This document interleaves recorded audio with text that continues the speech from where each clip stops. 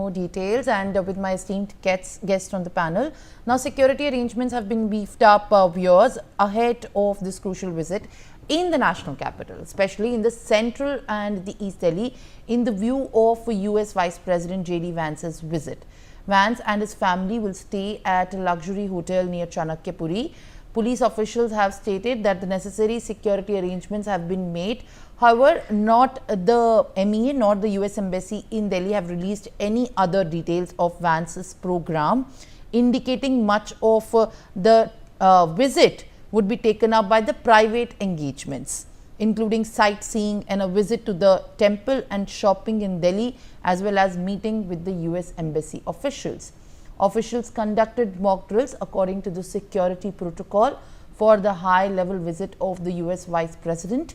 Security has been tightened across different areas of the national capital, especially the key routes such as Chanakyapuri, Lutyens Delhi, to ensure that everything goes smoothly and safely, and no untoward incident happens during the visit.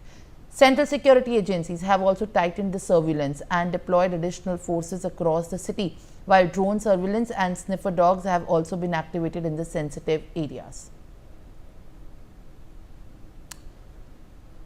Well, all right. Now, joining me live on the broadcast are my guests, as in fact they stay with us.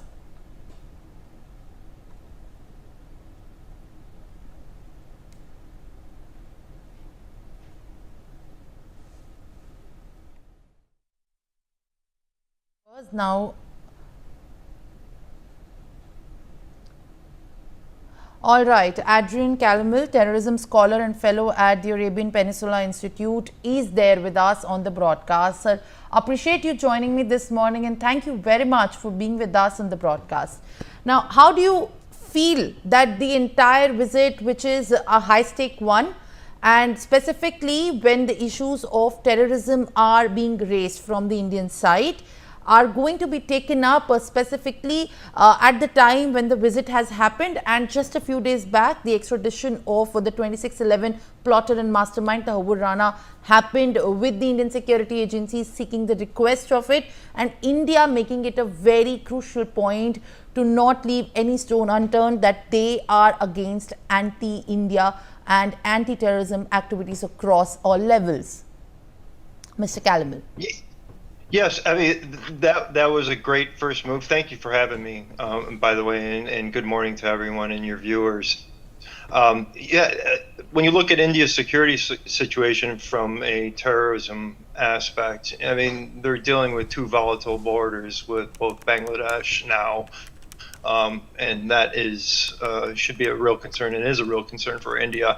And then, of course, Pakistan on the other side. And then we have to look a little beyond that border to Afghanistan and what's going on there with a Taliban-ruled Afghanistan, where Al-Qaeda camps are growing. So this is an area of a region where our footprint has been reduced. There is clearly a pivot to China, foreign policy-wise, but that also, that's got to include India in this great power game here.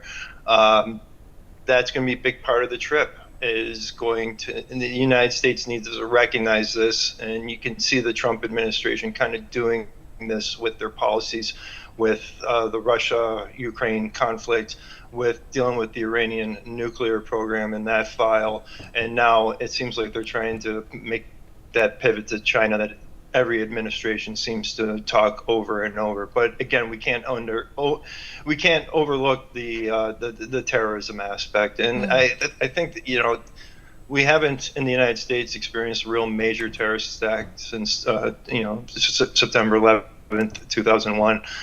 But it's the threat matrix is definitely high, and we know that, or believe that, the next terror attack will probably emanate from or have ties to this region, where we need to work with a peer partner such as India, an ally country such as this, with a robust military and intelligence services to try and combat the terrorist threat. Well, thank you very much, Mr. Caramel. I request you to kindly stay on with us as we are learning more developments are taking place and there are more issues that will be now discussed in